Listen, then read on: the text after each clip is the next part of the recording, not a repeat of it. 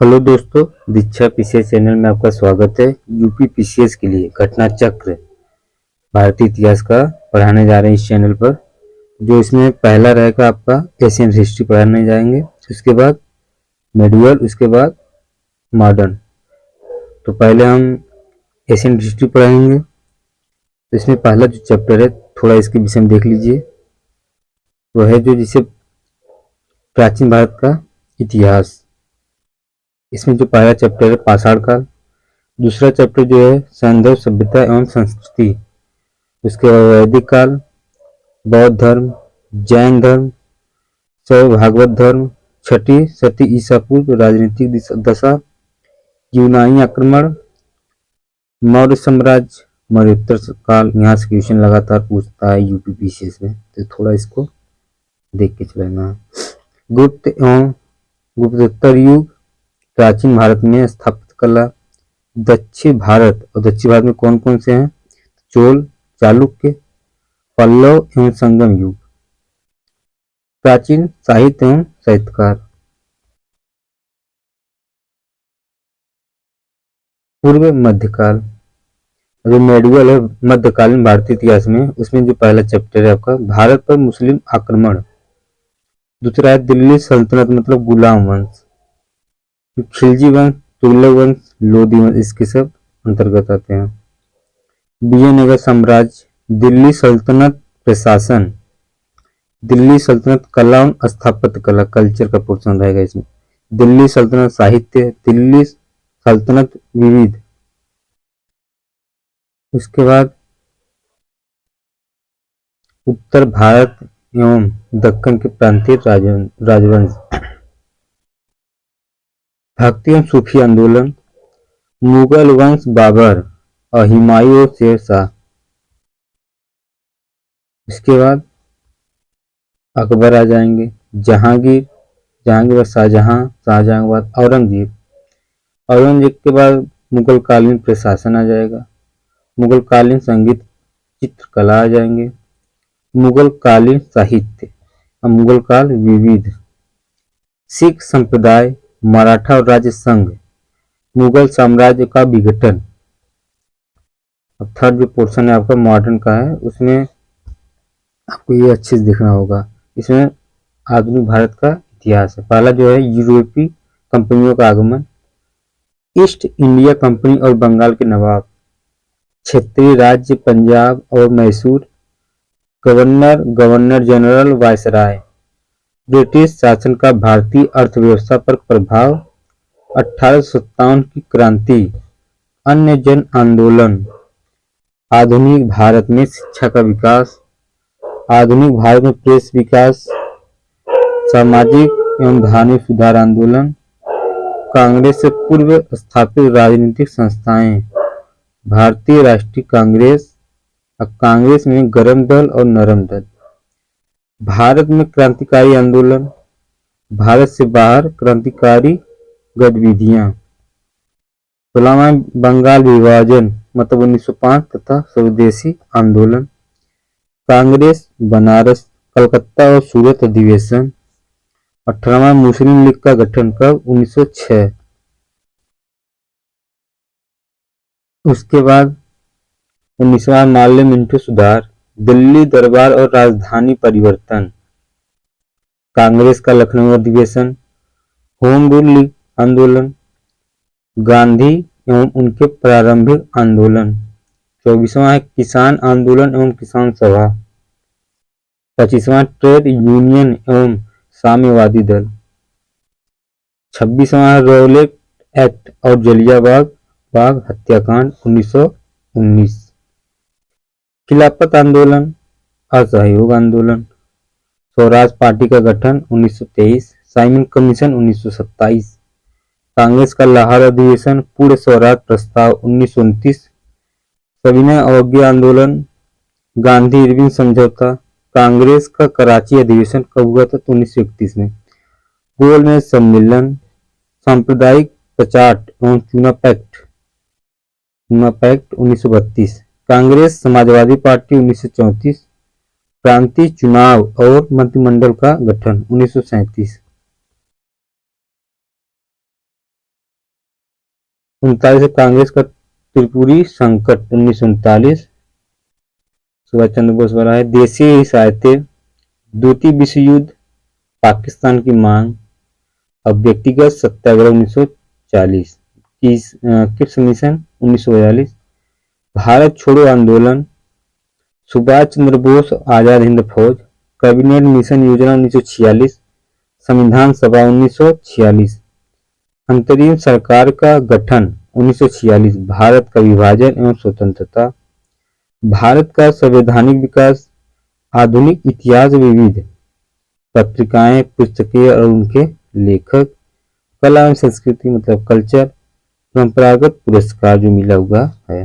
तो दोस्तों हिस्ट्री का तीनों पार्ट, एशियन, मेडिवल, मॉडर्न का एक पोर्शन का चैप्टर था। कौन कौन सा चैप्टर से क्वेश्चन आया है घटना चक्र में, तब इसके आगे हम चल रहे हैं। यहाँ से हम थोड़ा लेके चल रहे हैं। इसमें पहला जो है आपका पोर्शन पढ़ाने जाएंगे प्राचीन भारत का इतिहास।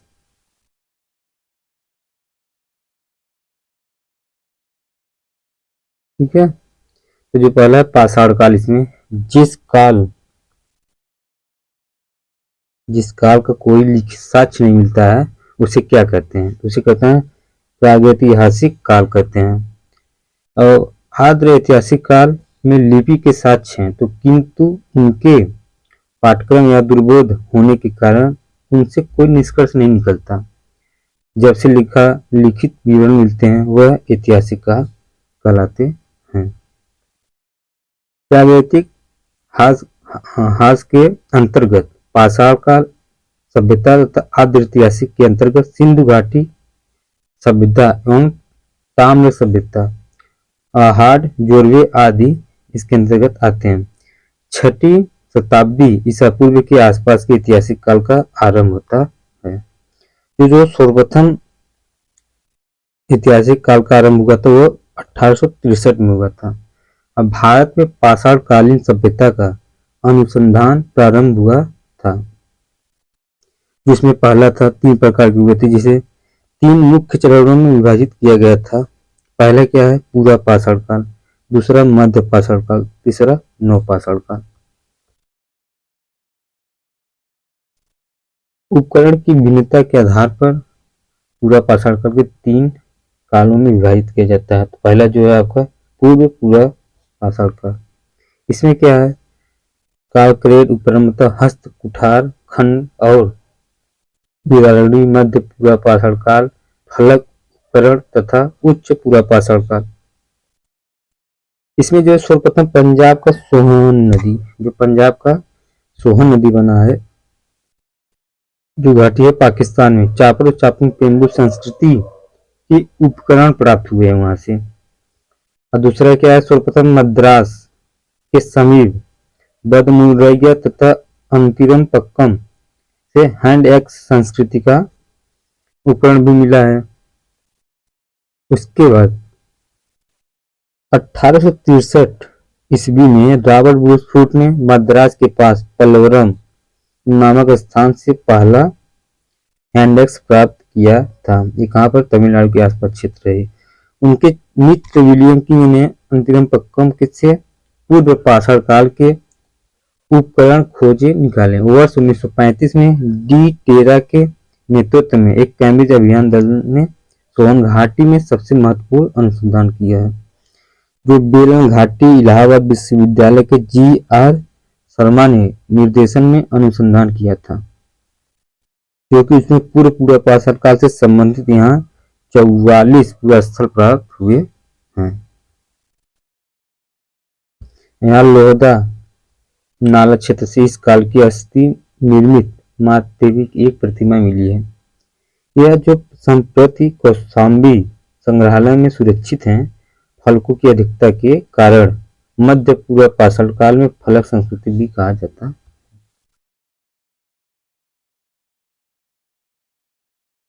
उसके बाद आपका इस युग का मानव शिकारी एवं खाद्य संग्रहालय था। इस काल के मानव को पशुपालन कृषि का ज्ञान नहीं था उस समय।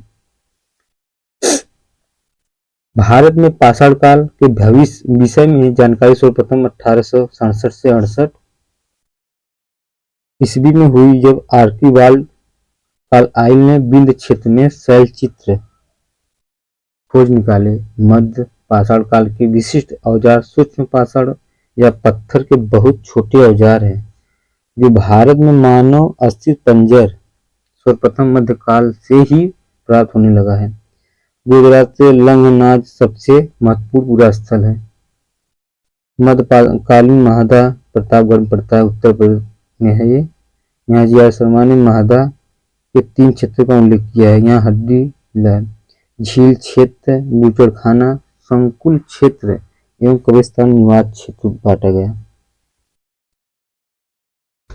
उसके बाद महादा सराय,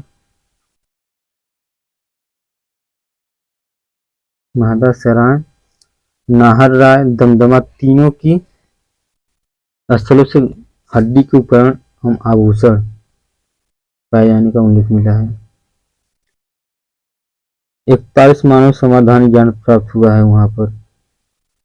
उसके बाद 17 मानव कंकाल प्राप्त हुए हैं मध्य पाषाण काल में। पूरा पाषाण काल पशुपालन का प्रारंभ मध्य पाषाण काल में हुआ है। पशुपालन की साक्ष्य भारत में आजमगढ़, होशंगाबाद मध्य प्रदेश में पड़ता है। बागोर, भीलवाड़ा राजस्थान में पड़ता है। यह मध्य पाषाण काल के मानव शिकार के मछली पकड़कर और खाद्य वस्तुओं का संग्रह करके पेट भरते थे।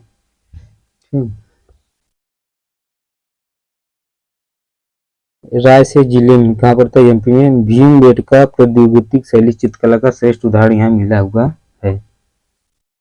इसमें 243 को क्रमांक दिया गया कि इसमें से 133 शिलाश्रयों में चित्रकारी प्राप्त हुए हैं। यूनेस्को ने भीमबेटका शैल चित्र की विश्व विरासत सूची में भी सम्मिलित कर लिया है। सर्वप्रथम खाद्यान्नों का उत्पादन नव पाषाण काल में प्रारंभ हुआ है। इसी काल में गेहूं की कृषि प्रारंभ हुई है। उत्तर प्रदेश के संत कबीरनगर जिले में लहुआ देव जो है वहां से मिला है साक्ष्य इसका चावल। यहाँ से 9000 ईसा पूर्व से 7000 ईसा पूर्व मध्य चावल के साक्ष्य भी मिले हैं। वहीं प्राचीन कृषि साक्ष्य वाला स्थल मेहरगढ़ पाकिस्तान के बलूचिस्तान में स्थित है। यहाँ 7000 ईसा पूर्व के गेहूं के साक्ष्य मिले हैं, जबकि प्राचीन चावल के साक्ष्य जो है वो कोल्लिहवा इलाहाबाद के पास है, बेलर नदी तट पर पाया गया था। मक्का लगभग 6000 ईसा पूर्व का प्रथम साक्ष्य मेक्सिको में पाया गया है।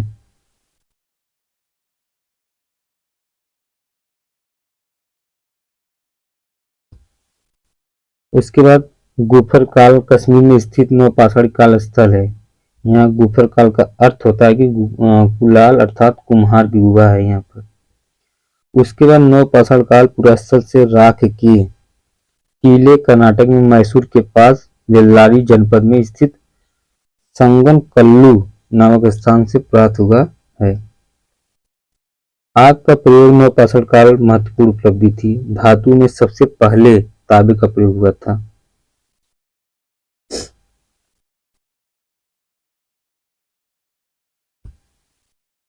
दक्षिण पूर्व राजस्थान में उनके पुरास्थलों की खुदाई हुई है। यहाँ आहार, बालाथल, बागौर, ओजियाना एवं गुलुंद यह पूरा स्थल बनारस घाटी में स्थित है। बनारस घाटी में स्थित होने के कारण इसे बनारस संस्कृत भी कहते हैं।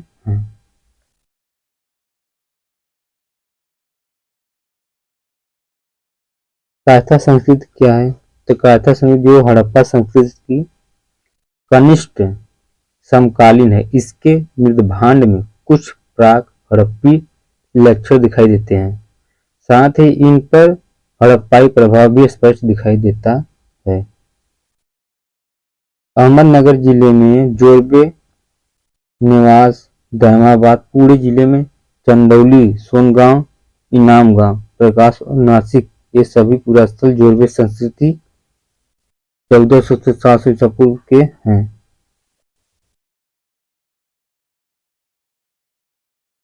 ये आरंभिक ताम्रपाषाण अवस्था के इनाम गांव स्थल पर चूल्हे सहित बड़े बड़े कच्ची मिट्टी के मकान और गोलाकार गड्ढे वाले मकान मिले हैं। पश्चात की अवस्था मतलब 1300 से 1000 ईसा पूर्व में 5 कमरों वाला एक मकान मिला है, जिसमें 4 कमरे आयताकार हैं और एक वृत्ताकार है। इनाम गांव में 130 से अधिक घर एनसीईआरटी के अनुसार 100 से अधिक और उनकी कब्रें पाई गई हैं। यह बस्ती किलाबंद और खाई से घिरी हुई है। तो यहाँ हम आपका पहला जो क्वेश्चन लेके चल रहे हैं,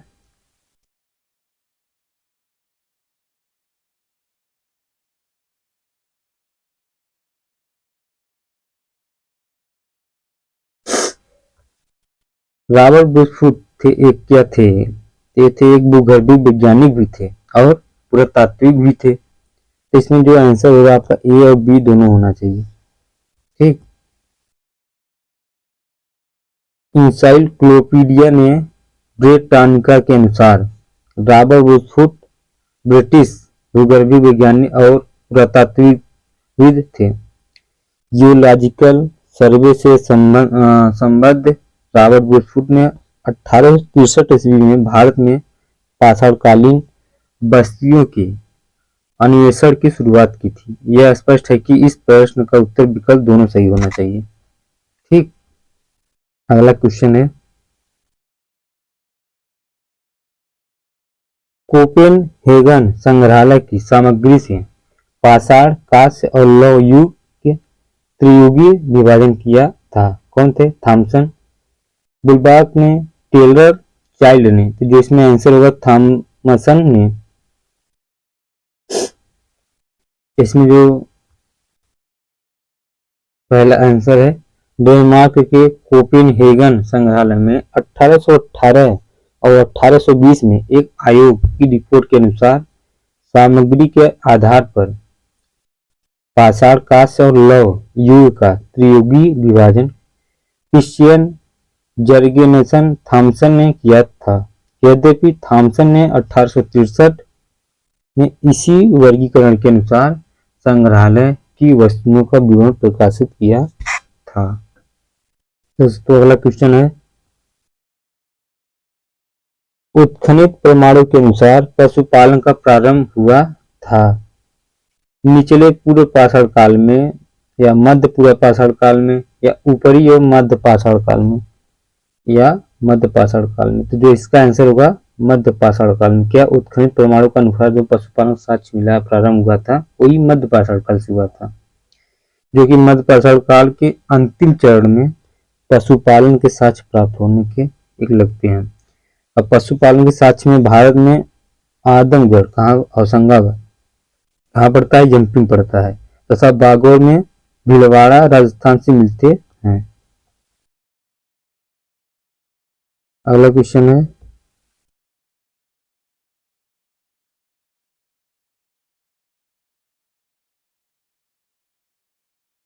मध्य पाषाणिक प्रसंग में पशुपालन के प्रमाण जहां मिले वह स्थान है लंगनाज, वीरभानपुर, आदमगढ़, चोपनी, मांडो। जो इसमें आंसर होगा आपका वो आपका सी है। क्या है? आदमगढ़। ठीक।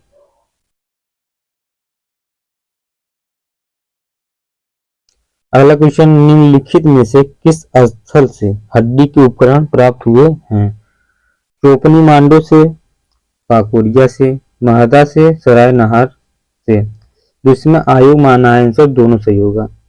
ठीक। सी और डी है। मध्य पाषाण कालीन महदा मतलब उत्तर प्रदेश के प्रतापगढ़ जिले में स्थित है। बड़ी मात्रा में हड्डी एवं सिंह निर्मित उपकरण प्राप्त हुए हैं, जो कि आर शर्मा महदा ने 3 क्षेत्रों उल्लेख करते हैं, जो झील क्षेत्र, बूचड़खाना संकुल क्षेत्र और कब्रिस्तान निवास क्षेत्र में बटा था। बूचड़खाना संकुल क्षेत्र से ही हड्डी एवं सिंह निर्मित उपकरण एवं आभूषण बड़े पैमाने पर पाए गए हैं। सराय नहर राय से भी अल्प मात्रा में हड्डी के उपकरण मिले हैं। अगला क्वेश्चन है, हड्डी से निर्मित आभूषण भारत में मध्य पाषाण काल के संदर्भ में प्राप्त हुआ है। कौन सा? सरायनहार से, महदा से, लेखिया से और चौपानी मांडो से। तो जो इसका आंसर होगा ए और बी दोनों जगह से प्राप्त हुआ है, सरायनहार राय से और महदा से। अगला क्वेश्चन है, एक ही कब्र से 3 मानव कंकाल निकले हैं। तो पहला क्या है? सरायनहार से, दमदमा से, महदा से या लंगनाथ से। तो जो इसका निकला है एक कब्र दमदमा से, मध्य गंगा घाटी के प्रतापगढ़ जिले में स्थित सरायनहार राय, महदा तथा दमदमा का उल्लेख हुआ है। दमदमा लगातार 5 वर्षों तक किए गए उत्खनन के फलस्वरूप पश्चिमी तथा मध्यवर्ती क्षेत्र से कुल मिलाकर 41 मानव समाधान प्राप्त ज्ञात हुआ है। इन समाधान में से 5 समाधान युग समाधान है और एक समाधान में 3 मानव कंकाल एक साथ दफनाए हुए मिले हैं। शेष समाधान में एक कंकाल भी मिले हैं।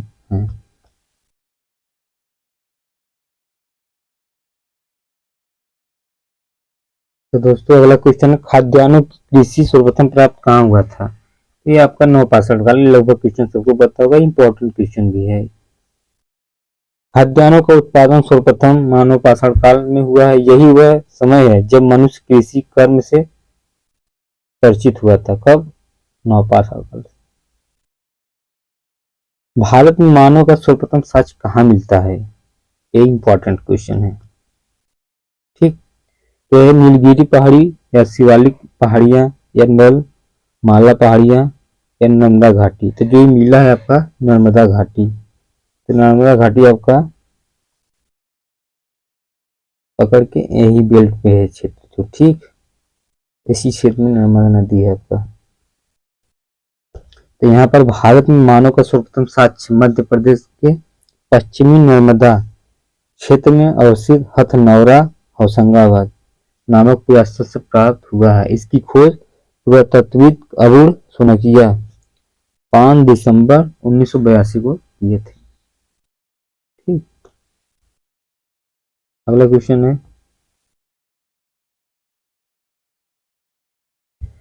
प्रथम मानव जीवाश्म भारत किस नदी घाटी से प्राप्त था? गंगा नदी, यमुना नदी, नर्मदा घाटी, ताप्ती घाटी। तभी हम लोग पढ़े तुरंत, तभी नर्मदा घाटी होगा आपका आंसर। ठीक, अगला क्वेश्चन, मानव द्वारा सर्वप्रथम प्रयुक्त अनाज था? गेहूं था, चावल था, जौ था, बाजरा। बहुत इंपॉर्टेंट क्वेश्चन है ये आपका। तो जो इसमें आंसर होगा जौ, पहले जौ मिला था। आधुनिक मानव समाज द्वारा मुख्य रूप से 8 खाद्यान्न अनाजों का उपभोग किया गया है, जो गेहूं, चावल, मक्का, बाजरा, सोरगम, राई और जई अनाजों के पौधे विभिन्न क्षेत्रों में जंगली घास के रूप में विद्यमान थे, जिन्हें बीजों के रूप में अलग अलग क्षेत्र में अलग अलग समय पर मानव ने उगाया। वैश्विक दृष्टि से देखा जाए तो सर्वप्रथम जौ 8000 ईसा पूर्व के आसपास भूमध्य सागर एवं ईरान के मध्य स्थित पश्चिमी एशिया के देश में मानव द्वारा उगाया गया। बाद में लगभग इन्हीं क्षेत्र में 8000 ईसा पूर्व के आसपास ही गेहूं का भी उगाया जाने का साक्ष्य मिला है। ठीक, अगला क्वेश्चन है, भारतीय उपमहाद्वीप में कृषि के प्राचीन साक्ष्य प्राप्त हुआ लहुरा द्वीप से। ठीक, और ये जो नवीनतम खोजों के आधार पर भारतीय उपमहाद्वीप में प्राचीन कृषि साक्ष्य वाला स्थल कहाँ पर है? तो उत्तर प्रदेश। ये संत कबीर नगर जिले में स्थित है लहुरा देव। ठीक, कहाँ पर है? यूपी में है। कहाँ? संत नगर। यहाँ 9000 ईसा पूर्व से 7000 ईसा पूर्व तक के बीच चावल के साक्ष्य प्राप्त हुए हैं। उल्लेखनीय है कि नवीनतम खोज के पूर्व भारतीय उपमहाद्वीप का प्राचीनतम कृषि साक्ष्य वाला स्थल मेहरगढ़ पाकिस्तान के बलूचिस्तान में स्थित है। यहाँ 7000 ईसा पूर्व के साक्ष्य मिले हैं, जबकि प्राचीन चावल के साक्ष्य वाला स्थल कोल्लिहवा एक कहाँ पर पड़ता है, इलाहाबाद में, जो कि बेलन नदी के तट पर स्थित है। यहाँ 6500 ईसा पूर्व की चावल की भूसी के साक्ष्य मिले हैं। माना जाता था कि अब यदि विकल्प में लौरा दे रहता है तो विकल्प होगा, परंतु लौरा विकल्प में न होने की स्थिति में अब उत्तर पूर्व की भांति होगा। ठीक, अगला क्वेश्चन है, भारतीय उपमहाद्वीप में कृषि प्राचीनतम साक्ष्य प्राप्त हुआ है। ब्रह्मागिरी से, बुर्जहोम से, कोल्लिहवा से और मेहरगढ़ से। तो जो इसका आंसर होगा आपका मेहरगढ़ से। क्या में प्राचीनतम साक्ष्य किसका, कृषि का। अगला क्वेश्चन है, भारतीय उपमहाद्वीप में कृषि के प्राचीन साक्ष्य कहाँ से प्राप्त हुआ है। तो वो भी आपका मेहरगढ़ रिपीट किया है।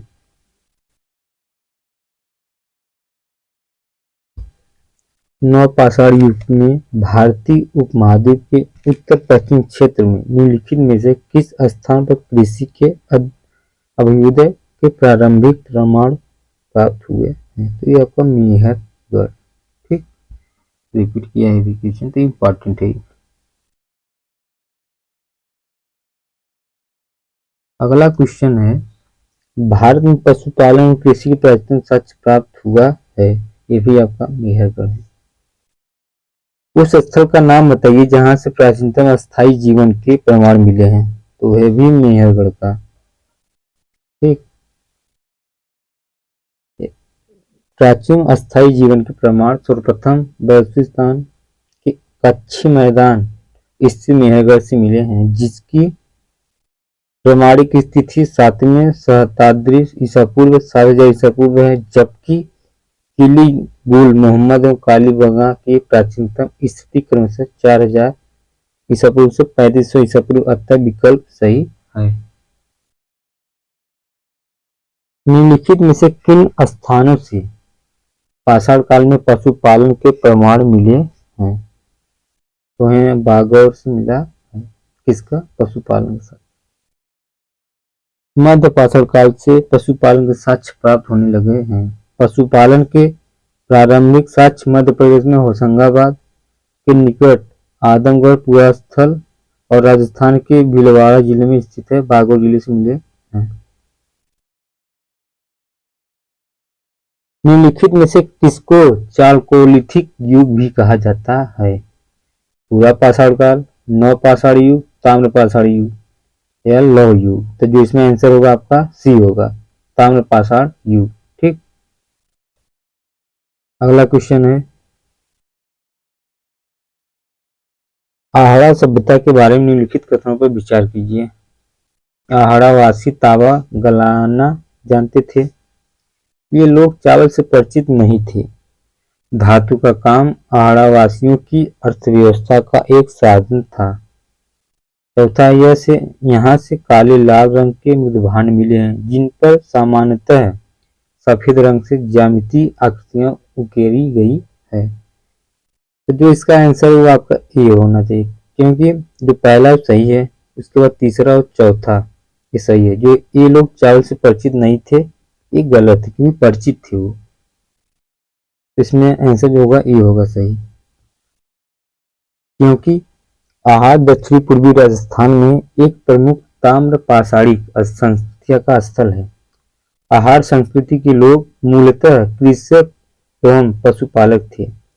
वे गेहूं जौ तथा चावल से परिचित थे।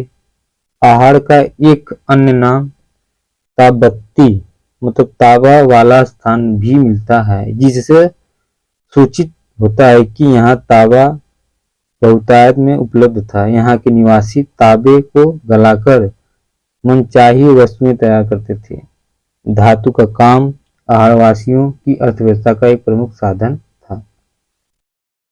अगला क्वेश्चन है, निम्नलिखित में से किस एक पुरास्थल से पाषाण संस्कृति से लेकर हड़प्पा सभ्यता तक के सांस्कृतिक अवशेष प्राप्त हुए हैं। तो है आपका मेहरगढ़। ठीक, हेलो दोस्तों, तो अगला क्वेश्चन है आपका नवदा टोली का उत्खनन। किसने किया था? तो ये आपका H.D. सांकलियन है। इसमें नौदा टोली मध्य प्रदेश का उत्खनन दक्कन कॉलेज पूना के प्रोफेसर H.D. सांकलिया ने कराया था। यह स्थल इस महाद्वीप का सबसे विस्तृत उत्खनित ताम्रपाषाणी ग्राम स्थल है, जिसकी तिथि ईस्वी पूर्व 1600 से 1300 मध्य की निर्धारित की गई है। तो अगला क्वेश्चन है,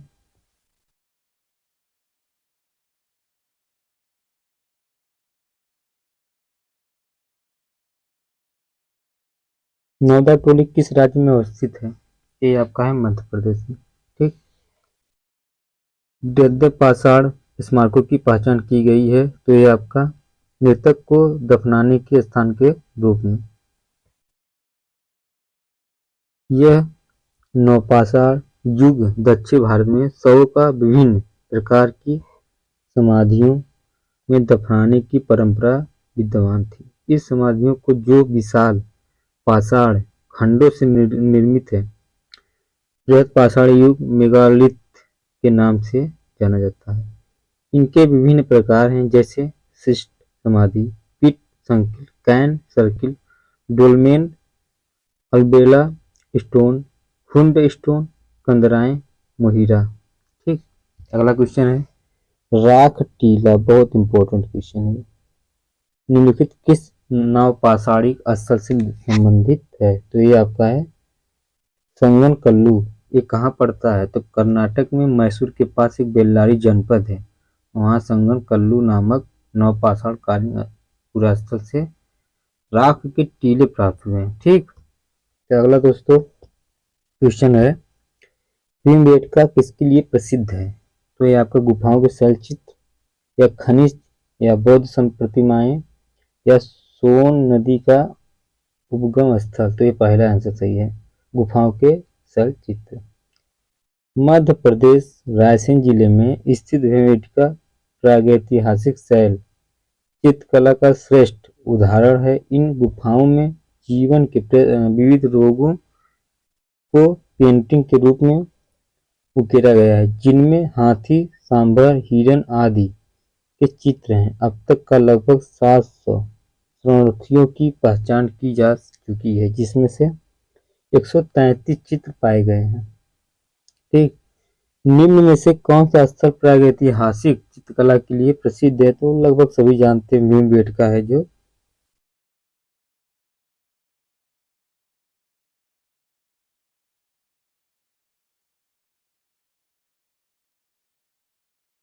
अगला क्वेश्चन है, भीमबेटका की गुफाएं कहाँ स्थित है? पंचमढ़ी। पंचमढ़ी कहाँ है? एमपी में है। ठीक। भारत में किस शिलाश्रय से सर्वाधिक चित्र प्राप्त हुआ है? भाई भीमबेटका। अगला क्वेश्चन है, निम्नलिखित में से किस भारतीय पुरातत्ववेत्ता ने पहली बार भीमबेटका गुफा को देखा और उसके शैलचित्रों के प्रागैतिहासिक महत्व को खोजा? तो यहाँ पर B.S. वारकर ने। मध्य प्रदेश के रायसेन जिले में स्थित भीमबेटका प्रागैतिहासिक शैल चित्रकला का श्रेष्ठ उदाहरण है। इसकी खोज वर्ष 1957 में B.S. वारकर ने की थी। यूनेस्को ने भीमबेटका शैल चित्रों को विश्व विरासत सूची में सम्मिलित किया है। भीमबेटका किसने खोजा था? तो यह डॉक्टर विष्णुधर वाकडकर। ठीक। अगला क्वेश्चन है, गैरिक मृदभांड पात्र OCP का नामकरण कहाँ हुआ है? तो यह आपका हस्तिनापुर में। ठीक।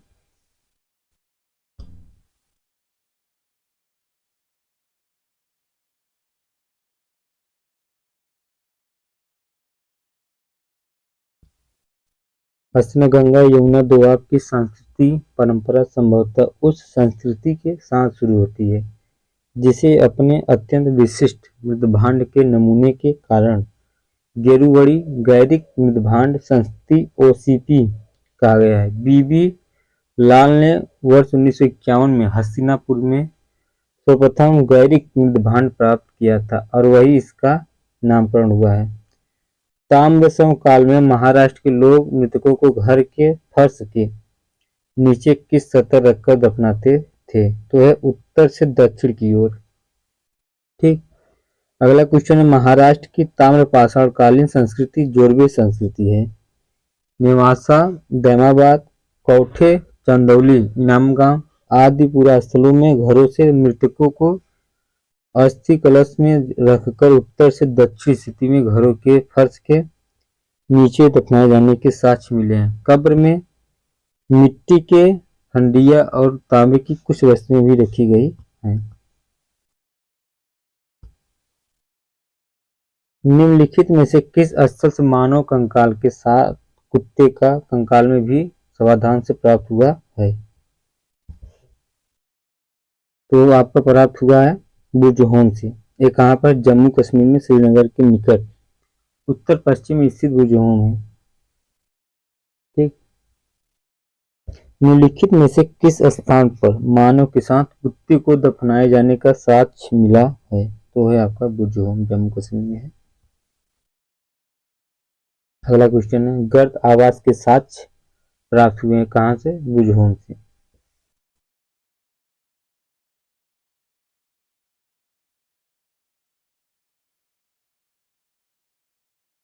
अगला क्वेश्चन है, निम्नलिखित युगों पर विचार कीजिए।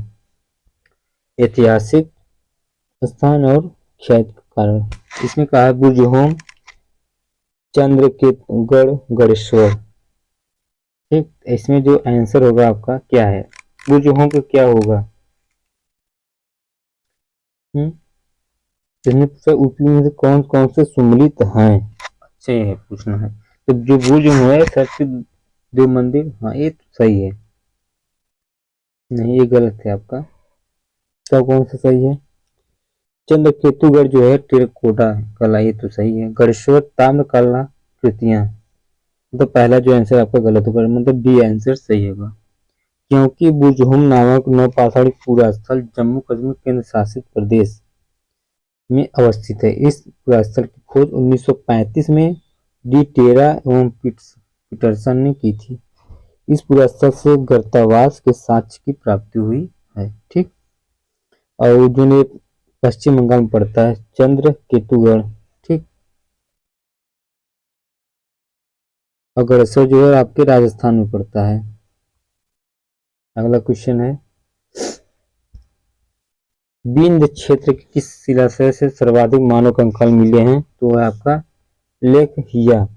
Doctor GN. पांडे की पुस्तक पुरातत्व विमर्श के अनुसार विंध्य शैल के लेखहिया के शिलाश्रय संख्या 1 से मध्य पाषाणिक लघु पाषाण उपकरणों के अतिरिक्त 17 मानव कंकाल भी प्राप्त हुआ है, जिनमें से कुछ सुरक्षित हालात से हैं तथा अधिकांश क्षत विक्षत अवस्थाओं में प्राप्त हुए हैं। अमेरिका के ओरेगॉन विश्वविद्यालय की जॉन आर लुकास के अनुसार लेखिया में कुल 27 मानव कंकालों की अस्थियां मिली हैं। ठीक। अगला क्वेश्चन है, नीचे दो कथन दिए गए हैं, एक को अभिकथन तथा दूसरे का ठीक। तो विंध्य क्षेत्र के पाषाण युग की लोगों ने नूतन भूतर काल के अंत में गंगा घाटी में प्रवेश किया। और दूसरा है, जलवायु परिवर्तन के कारण इस काल में शुष्कता का चरण था। इसमें कौन सा सही है? तो इसमें ए और आर दोनों सही है। आर और ए की सही व्याख्या भी करता है। जी आर शर्मा ने सराय नहार राय ने खुदाई के बाद यह अवधारणा दी कि नूतन भूतल काल के अंत में सूखे के कारण विंध्य क्षेत्र में भोजन की कमी के कारण लोगों ने गंगा घाटी क्षेत्र में प्रवास किया था। अगला क्वेश्चन है, भारतीय पुरातत्व सर्वेक्षण निम्नलिखित विभागों मंत्रालयों में से किसका संलग्न कार्यालय है? तो यह आपका संस्कृति। भारतीय पुरातत्व सर्वेक्षण संस्कृति मंत्रालय के अधीन एक विभाग है। भारतीय पुरातत्व का जनक किसे कहा जाता है? तो अलेक्जेंडर कनिंघम। ठीक। अलेक्जेंडर कनिंघम 1814 से 1893 ईस्वी को एक ब्रिटिश सेनाधिकारी के रूप में बंगाल इंजीनियर्स के साथ काम करने के लिए तैनात किया गया था। इन्हें ही भारतीय पुरातत्व के जनक के रूप में भी जाना जाता है। राष्ट्रीय मानव संग्रहालय कहाँ पर स्थित है? आपका भोपाल। ठीक। राष्ट्रीय मानव संग्रहालय जिनका नाम बदलकर इंदिरा गांधी राष्ट्रीय मानव संग्रहालय कर दिया गया है अभी हाल ही में, अब भोपाल एमपी में स्थित है। यह भारत सरकार के संस्कृति विभाग के अंतर्गत स्वायत्त शासी संगठन है। ठीक। तो दोस्तों पहला जो चैप्टर था वो खत्म हो गया है पाषाण काल की, और दूसरा चैप्टर जो है सैन्य सभ्यता एवं संस्कृति। ठीक। तो इसको भी आज देख लिया जाएगा।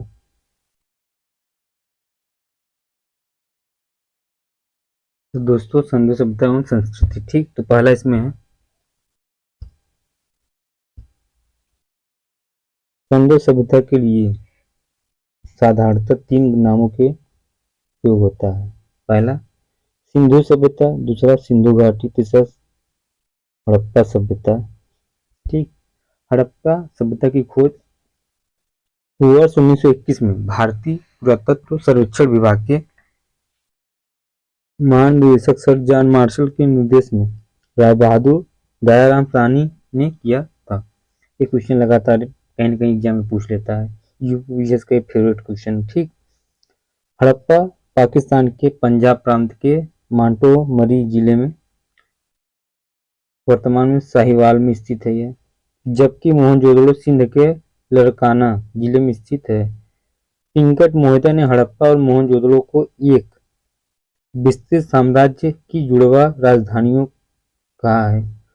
हड़प्पा रावी नदी के बाएं तट पर, जबकि मोहनजोदड़ो सिंधु नदी के दाहिने तट पर स्थित है। जॉन मार्शल में सर्वप्रथम इस सभ्यता को सिंधु सभ्यता का नाम दिया गया है।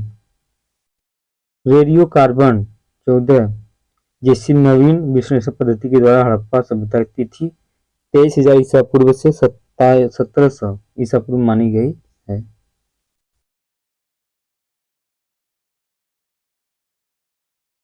विद्वान और निर्धारित तिथि जो की है, जॉन मार्शल 3250 ईसा पूर्व से 2750 ईसा पूर्व तक माने हैं। अर्नेट मैके ने 2800 ईसा पूर्व से 2500 ईसा पूर्व माने हैं। माधव स्वरूप वत्स जो है वो 3500 ईसा पूर्व से 2500 ईसा पूर्व। गैंड 2350 ईसा पूर्व से 1700 ईसा पूर्व। मार्टिमर ह्यूलर 2500 ईसा पूर्व से 1700 ईसा पूर्व। फियर सर्विस जो है 2000 ईसा पूर्व से 1500 ईसा पूर्व माने हैं। सब क्या विभिन्न विद्वानों ने सिंधु सभ्यता की स्थिति का निर्धारित किया है। अब तक इस सभ्यता के अवशेष पाकिस्तान में पंजाब, सिंध, बलूचिस्तान और भारत में पंजाब, गुजरात, राजस्थान, हरियाणा, पश्चिम उत्तर प्रदेश, जम्मू कश्मीर, पश्चिम महाराष्ट्र में पाए जा चुके हैं। इस सभ्यता का सर्वाधिक पश्चिमी पुरास्थल सुत्ता-गिंडोर कहाँ पर है? बलूचिस्तान में। पूर्वी पुरास्थल आलमगीर या पश्चिम उत्तर पुरास्थल मांडा कहाँ पर है? जम्मू कश्मीर। और दक्षिणी पुरास्थल जो है दैमाबाद है। इस आकार का त्रिभुजाकार है तथा वर्तमान में लगभग 13 लाख वर्ग किमी क्षेत्र पर विस्तृत है। तो आपका ये नॉर्थ हो गया, ये नॉर्थ हो गया, ये साउथ हो गया, वेस्ट हो गया, ईस्ट हो गया। ठीक। ये जो पोर्शन है आपका, इसमें जो आपको बता रहे हैं कि मांडा कहाँ पर है, तो जम्मू कश्मीर नॉर्थ में है, यहाँ मांडा है आपका। ठीक। दैमाबाद महाराष्ट्र में, पश्चिम में महाराष्ट्र, यहाँ दैमाबाद है आपका। ठीक। उसके बाद बलूचिस्तान का सिक्का गेंडोर, ये कहाँ पर है आपका? पश्चिम में है सिक्का गेंडोर। और साउथ में जो है आपका दैमाबाद है। ठीक। अगला क्वेश्चन है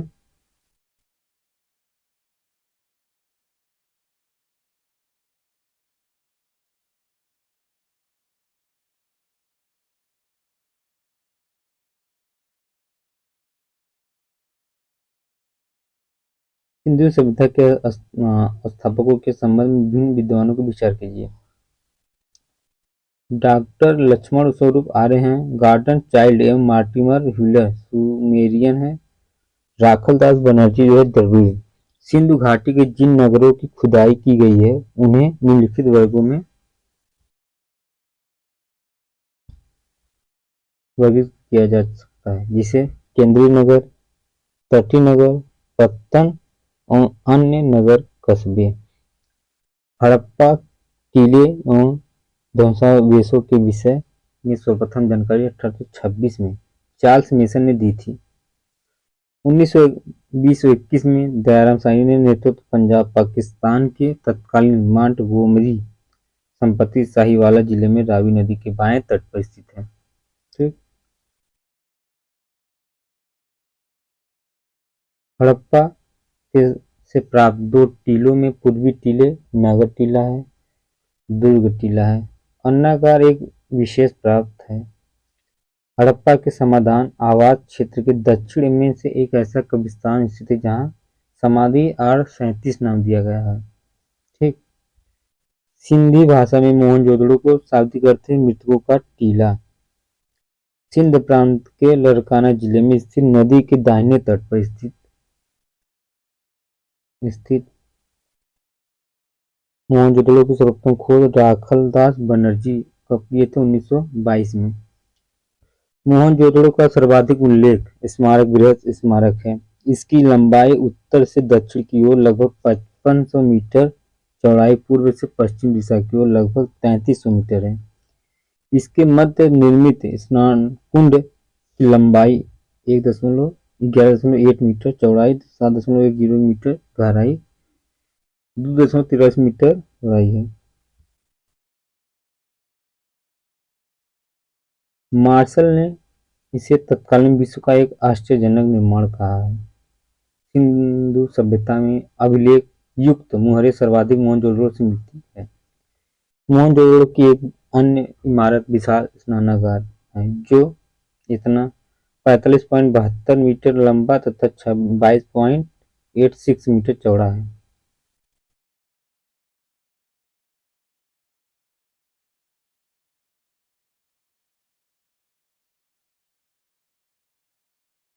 मोहनजोदड़ो से 130 मीटर की दक्षिण पूर्व में स्थित चंदगढ़ों की खोज सर्वप्रथम 1931 में एन.जी. मजूमदार ने की थी। यह सिंधु सभ्यता की आंतरिक प्राक हड़प्पा संस्कृति जिसे झांगर संस्कृति कहते हैं अवशेष मिले हैं।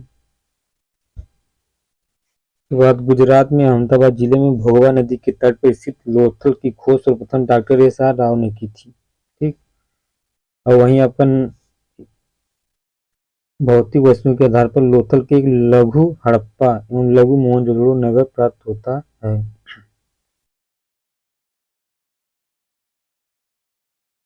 अगला क्वेश्चन है कालीबंगा राजस्थान के अनुसार हनुमानगढ़ पूर्व में हनुमानगढ़ जिला गंगानगर का भाग था। ठीक। और 1961 में बीबी लाल एबी के थापा ने उत्खनन प्रारंभ किया था।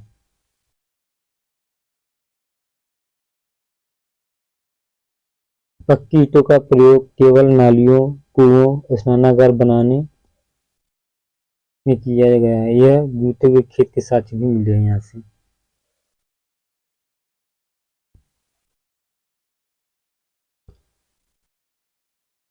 इसके बाद धौलावीर गुजरात के कच्छ के रण में अवस्थित है। सर्वप्रथम वर्ष 1967 से 68 में इसकी खोज जे.पी. जोशी ने की थी। 1990 से 91 दौरान आर.एस. बिष्ट द्वारा व्यापक पैमाने पर उत्खनन कार्य प्रारंभ किया गया।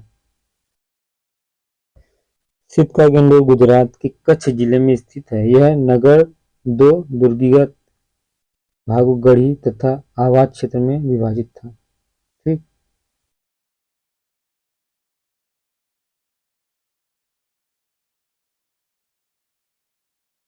यहाँ से पहला क्वेश्चन आपका है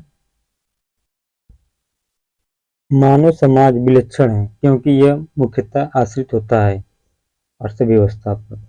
ठीक। क्योंकि मानव समाज विलक्षण या विशिष्ट होता है क्योंकि वह मुख्यतः अर्थव्यवस्था पर आश्रित होता है। अर्थव्यवस्था में जैसे जैसे परिवर्तन होता जाता है वैसे वैसे समाज परिवर्तित होता जाता है। जैसे खाद्य संग्रह, कृषि उत्पादन, उद्योग, अर्थव्यवस्था में जैसे जैसे परिवर्तन होता गया सामाजिक अवस्था उसी अनुरूप में बदलती गई और संस्कृति, धर्म, विज्ञान आदि अर्थव्यवस्था में उत्पादन के साधनों में परिवर्तन अनुसार परिवर्तन होता है। ठीक। अगला क्वेश्चन है, हड़प्पा निम्नलिखित में से किस स्थान सभ्यता से संबंध है? तो ये आपका सिंधु घाटी सभ्यता से। हड़प्पा नामक पूरा स्थल सिंधु घाटी सभ्यता से संबंधित है। इस सभ्यता का प्रथम पुरातात्विक प्रमाण हड़प्पा से प्राप्त होने के कारण सैंडो सभ्यता को हड़प्पा सभ्यता के नाम से भी जाना जाता है। कालानुक्रम की दृष्टि से यह सभ्यता मिस्र एवं मेसोपोटामिया की प्राचीन सभ्यताओं के समकालीन थी। ठीक। अगला क्वेश्चन है,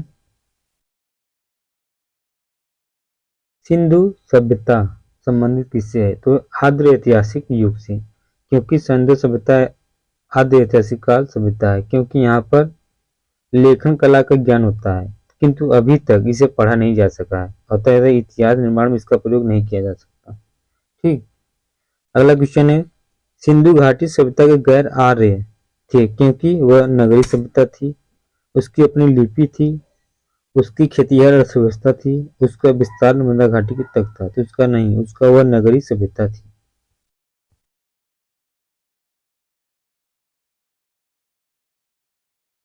सिंधु घाटी सभ्यता के आर्यों पूर्व की रखे जाने की महत्वपूर्ण कारक क्या है?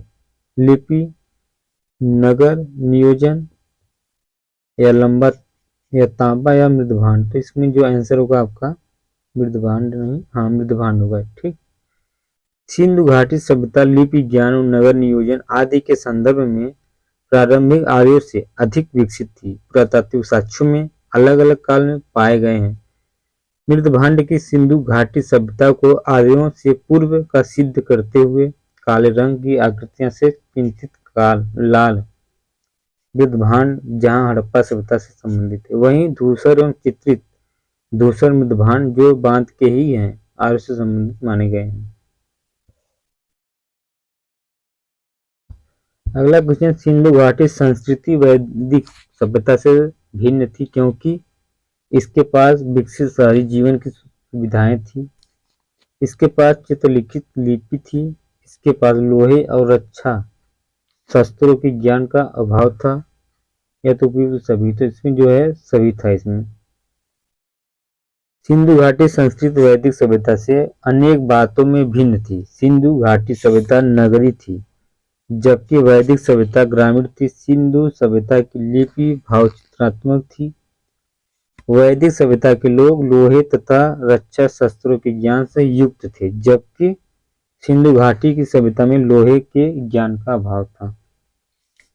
हड़प्पा संस्कृति की जानकारी का प्रमुख स्रोत क्या है?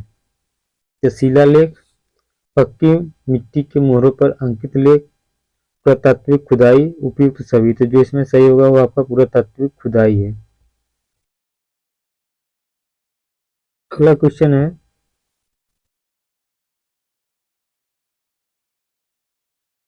निम्नलिखित में से कौन सिंधु घाटी सभ्यता का प्रकाश डालता है? तो आपका है शिलालेख, पुरातात्विक संबंधी खुदाई, या बर्तनों में मोहरों का लिखावट, या धार्मिक ग्रंथ। तो जो इसका आंसर होगा आपका बी सही होगा, पुरातत्व संबंधी खुदाई।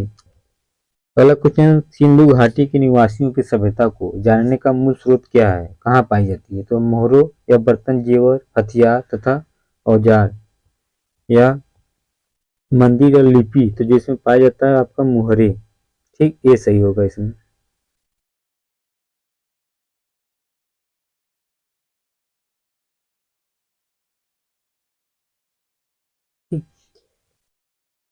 तो सिंधु सभ्यता से संबंध विभिन्न अपूरा स्थलों की खुदाई के फलस्वरूप वहां से प्राप्त 3000 से अधिक मोहरे इस सभ्यता के विषय में जानकारी के सर्वाधिक महत्वपूर्ण साधन है। मोहरों पर अंकित चित्रों के माध्यम से सिंधु सभ्यता के विभिन्न कार्यकलापों एवं विश्वासों पर प्रकाश पड़ता है। अगला क्वेश्चन है, हड़प्पा सभ्यता की उत्पत्ति के संदर्भ में निम्नलिखित में से कौन सा जोड़ सही नहीं है? एम रफीक मुगल, एजेएच मैके, मार्टी व्हीलर, या अमलानंद घोष। तो जो इसका आंसर सही है वो ए, जो कि हड़प्पा सभ्यता मेसोपोटामिया सभ्यता से प्रेरणा ली है, ये गलत है आपका। ठीक, और बाकी सब सही है, क्योंकि हड़प्पा सभ्यता की उत्पत्ति के संदर्भ में अनेकों विद्वानों ने अलग अलग मत प्रस्तुत किए हैं। एजे एच मैकी का मानना है कि हड़प्पा सभ्यता की उत्पत्ति सुमेर दक्षिणी मेसोपोटामिया से लोगों के प्रवेशन के कारण हुआ है। इन्हीं के समरूप प्रवेशन के सिद्धांत के इतिहासविद डी एच गार्डन तथा मार्टिनर ह्यूलर ने माना है कि हड़प्पा सभ्यता की उत्पत्ति पश्चिमी एशिया से सभ्यता के विचार को प्रवेशन के कारण हुई है। ठीक। और इन्होंने इस पुरानी मान्यता का खंडन किया है कि हड़प्पा सभ्यता को पश्चिमी मेसोपोटामिया सभ्यता से प्रेरणा ली है। ठीक। अगला है क्वेश्चन, सूचीवार सूची सीके में मिलान करने के लिए बोला है। हड़प्पा, हस्तिनापुर, तक्षशिला और कौशाम्बी। तो इसमें जो आपका मिलान है वो मिला लीजिए यहाँ थोड़ा सा। हड़प्पा, हस्तिनापुर, तक्षशिला। तो जो हड़प्पा किसने खोज किया था? दयाराम साहनी ने। तो एक 3 हो जाएगा। और तक्षशिला की खोज किसने किया था आपको? तो तक्षशिला जो था वो जॉन मार्शल थे। यहाँ आप देख लीजिए कौन कौन सा सही है। हड़प्पा का दयाराम साहनी 1923 से 24 से 1925 के बीच में है। वही हस्तिनापुर बीबी लाल 1950 से 52, जो इसका आंसर है वो सी होगा। तक्षशिला जॉन मार्शल 1913 से 34 ईस्वी। कौशाम्बी एनजी मजूमदार ने किया था 1936-37 में। भारत में चांदी की उपलब्धता के प्राचीनतम साक्ष्य मिले हैं, वो है हड़प्पा संस्कृति में। ठीक।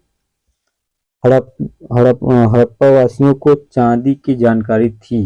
मोहनजोदड़ो और हड़प्पा के निवासियों के मध्य इसके विविध प्रयोग के साक्ष्य मिले हैं। ये लोग राजस्थान की जावर और अजमेर खाने से चांदी प्राप्त करते रहते हैं।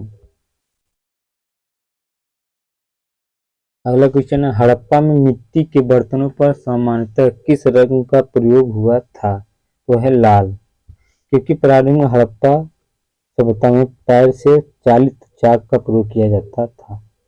सभ्यता की परिपक्व अवस्था में हाथ से चालित चाकों का प्रयोग किया जाने लगा। डिजाइन के आधार पर इस बर्तनों की 2 श्रेणियां थी, एक तो बिना डिजाइन वाले बर्तन की तथा दूसरे चित्रित मृदभांड।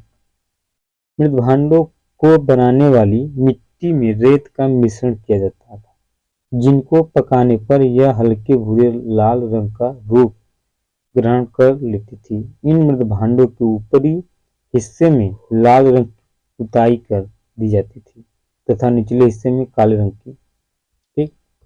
पहला क्वेश्चन है,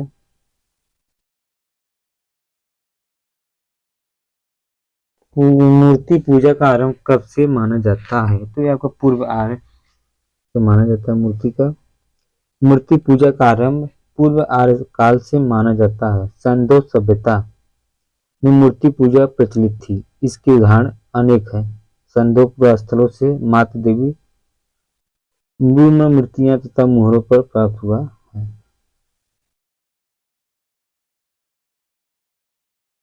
अगला क्वेश्चन है, निम्नलिखित पशुओं में से एक हड़प्पा संस्कृति मोहरों टेराकोटा कलाकृतियों के अनुरूप नहीं हुआ था। वो गाय है, क्योंकि हड़प्पा संस्कृति की मोहरे एवं टेराकोटा कलाकृतियों में पाए गाय का चित्रण नहीं मिलता है, जबकि हाथी, गैड़ा, बाघ, हिरण, भेड़ा आदि के अंकन मिलते हैं। गाय को महत्वपूर्ण वैदिक काल में प्राप्त हुआ है। निम्नलिखित में से कौन सा एक हड़प्पा स्थल नहीं है? चंदवरो है, कोटदीजी है, देसलपुर भी है, सोहगौरा ये नहीं है। कहाँ पर? उत्तर प्रदेश गोरखपुर जिले में है। ठीक। अगला क्वेश्चन है,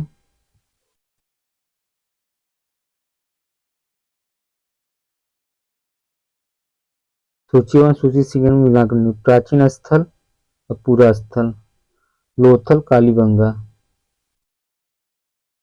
ठीक है।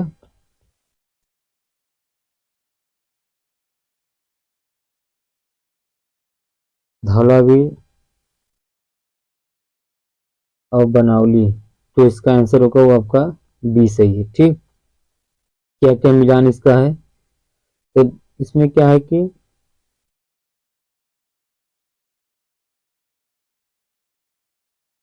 दो का ये सही होगा इसमें, मतलब जो गोदीवाड़ा है आपको लोथल में है, और कालीबंगा जो है जुताई का खेत हुआ है। ठीक।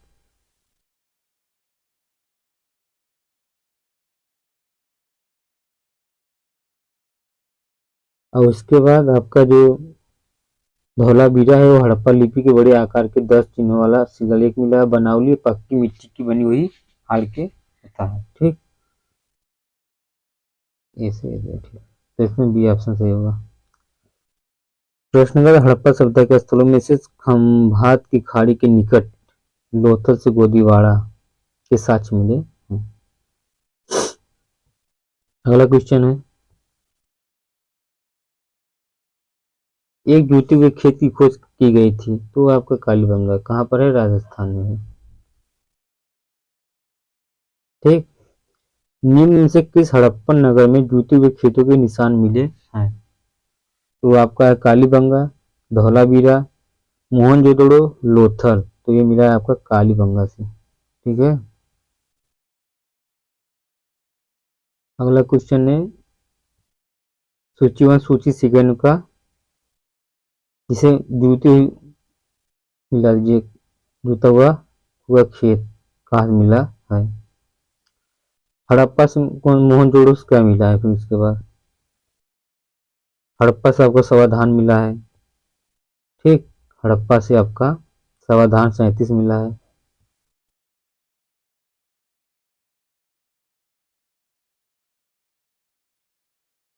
हड़प्पा से ये मिला है, कालीबंगा जूता हुआ खेत मिला है। ठीक।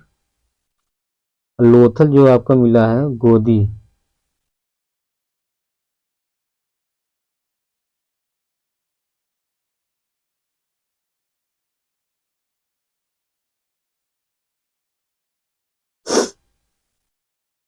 वाला क्वेश्चन है,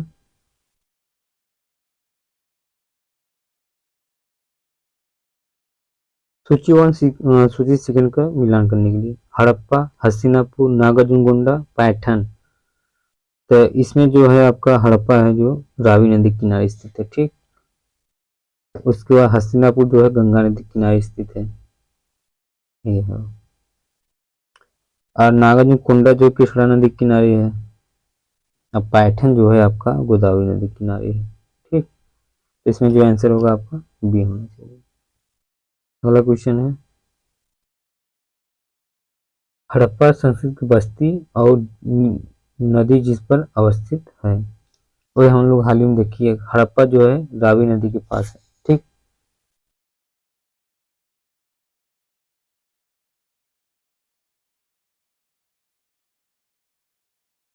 हड़प्पा जो है रावी नदी के किनारे स्थित है, कालीबंगा जो घग्गर नदी के किनारे स्थित है, और लोथल जो है भगवा नदी के किनारे स्थित है, रोपड़ जो है सतलज नदी के किनारे। तो जो इसका आंसर होगा वो ये होगा। ठीक। हड़प्पा किस नदी के किनारे अवस्थित है? तो वो है आपका रावी नदी के किनारे, सब देख चुके हैं हम लोग। सिंधु सभ्यता का महान स्नानागार कहाँ से प्राप्त हुआ है? मोहनजोदड़ो से, क्योंकि सिंधु सभ्यता के महान स्नानागार के साक्ष्य मोहनजोदड़ो से प्राप्त हुआ है। इसकी लंबाई उत्तर से दक्षिण की ओर 55 मीटर और चौड़ाई पूर्व से पश्चिम दिशा की ओर 33 मीटर है। विशाल स्नानागार का पुरातत्व स्थल से पाया गया है कहाँ से? तो आपका मोहनजोदड़ो से।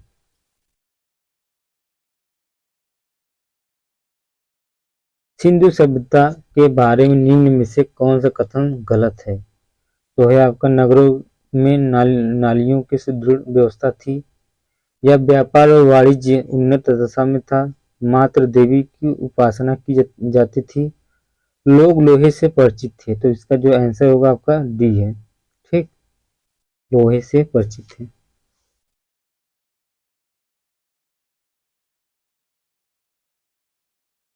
सिंधु सभ्यता काशीयुगीन सभ्यता थी तथा यहाँ के लोग लोहे से परिचित नहीं थे, जबकि सिंधु नगरों में नालियों की सुदृढ़ व्यवस्था थी और व्यापार एवं वाणिज्य उन्नत दशा में था। मात्र देवी की उपासना के अनेक साक्ष्य सिंधु नगरों से मिलते हैं, जिससे प्रमाणित होता है कि मात्र देवी की उपासना की जाती रही होगी। अगला क्वेश्चन है, सिंधु घाटी सभ्यता जानी जाती है? अपने नगर नियोजन के लिए, मोहनजोदड़ो हड़प्पा के लिए, अपने कृषि संबंधी कार्य के लिए, अपने उद्योगों के लिए। तो जो इसका आंसर होगा डी, सबके लिए। ठीक,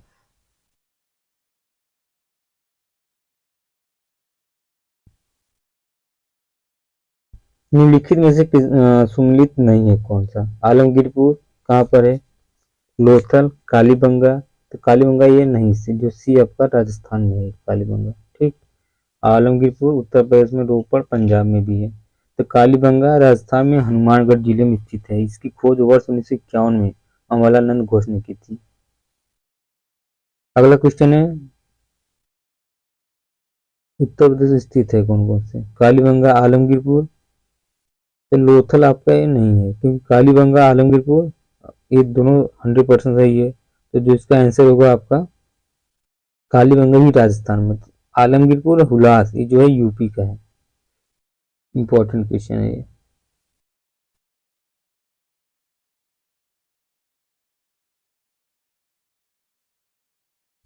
कालीबंगा राजस्थान में, लोथल गुजरात में स्थित है, आलमगीरपुर उत्तर प्रदेश के मेरठ जिले में स्थित है, हुलास जो है सहारनपुर जिले में स्थित है। हड़प्पा संस्कृति के स्थल और उनकी स्थिति संबंधित निम्नलिखित युगों में से कौन सा सुमेलित नहीं है? राखीगढ़ी राजस्थान ये जो है कि सही नहीं, क्योंकि आलमगीरपुर उत्तर प्रदेश में कहाँ पर है? मेरठ में है। वहीं दैमाबाद महाराष्ट्र का दक्षिण भारत वाला, बनावली हरियाणा में है। ठीक, अगला क्वेश्चन है,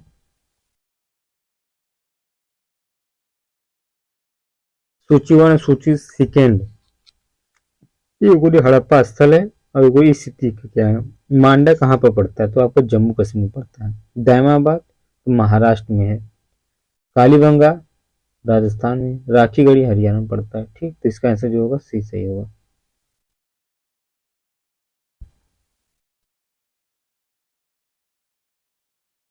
सूची 1 सूची सेकंड का मिलान करने के लिए फिर दिया है। हड़प्पा स्थल संघ राज क्षेत्र भारत के, देखिए बार बार क्वेश्चन पूछा तो यहाँ से इंपॉर्टेंट है, इसको अच्छे से देख लेना। जैसे आपका बालू, मांडा, पांडरी, हुलास। तो जो आपका हुलास है वो आपका यूपी में है। उसी के बाद जो बालू और मांडा जो आपका जम्मू कश्मीर में हो गया। ठीक, अब बालू जो है हमको लगता है हरियाणा में होगा ये आपका। ठीक है, बालू बालू आपका हरियाणा में हो जाएगा। हुलास भंडारी जो गुजरात में हो गया, मांडा आपका जम्मू कश्मीर। ठीक, तो इसका जो आंसर सही होगा वो आपका है डी ऑप्शन।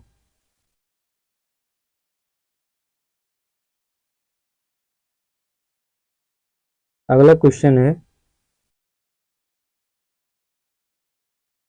हड़प्पा संस्कृति के निम्नलिखित स्थलों में कौन सिंधु में अवस्थित है? हड़प्पा, मोहनजोदड़ो, चंदोड़ो, सुरकोटता।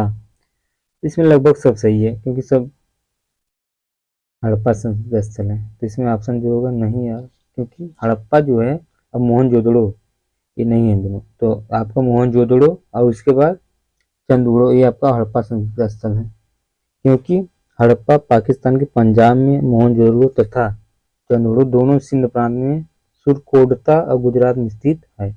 ऑप्शन जो होगा बी सही है। मोहनजोदड़ो निम्नलिखित में से कहाँ पर स्थित है? तो पाकिस्तान के सिंध प्रांत में। ठीक, अगला क्वेश्चन है, चंदोड़ो के उत्खनन का निर्देश किया था? और जी.एच. मैके ने, सर जॉन मार्शल ने, आई.एम. व्हीलर ने। तो जो इसका आंसर होगा जी.एच. मैके ने कर देते हैं। मोहनजोदड़ो से लगभग 130 किमी दक्षिण पूर्व में स्थित है। चंदोड़ो की खोज सर्वप्रथम 1931 में एन.जी. मजूमदार ने किया था। तो दोस्तों आगे है,